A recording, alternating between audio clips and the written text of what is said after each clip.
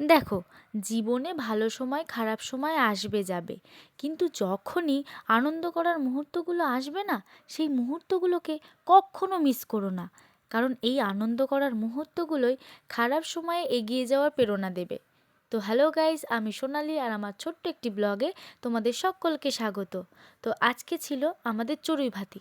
কথায় আছে না, জীবনে ব্রেক তো দরকার, ঠিক তেমনই শীতকালে চড়ুই ভাতি তো দরকার। জীবনটাকে তুমি যতটা সহজ সরলভাবে নেবে, তত তোমারই ভালো। এমন অনেক মানুষ আছে যারা তোমার ভালো থাকাটা দু চোখে সহ্য করতে পারবে না, কিন্তু তোমার সামনে এমন ব্যবহার করবে যে তার মতো ভালো মানুষ এই পৃথিবীতে হয়তো আর দুটো খুঁজে পাওয়া যাবে না। তাই সেই সব মানুষের তোয়াক্কা না করে জীবনটাকে শুধু উপভোগ করো। আর কে কি বলল না বলল এইসব কথায় কখনো কান দেবে না। কারণ একটা কথা সব সময় মাথায় রাখবে, তোমার দিন খারাপ গেলে কেউ আসবে না তোমার দিনটাকে ভালো করে দেওয়ার জন্য। তাই সব সময় নিজের পরিবার ও নিজের মনের কথা শুনবে। আর সবাই মিলে একসাথে বসে খেতে আমার তো খুব ভালো লাগে। আর আমাদের চড়ুই ভাতির মেনু ছিল খুবই সামান্য, কিন্তু আনন্দটা ছিল সীমাহীন।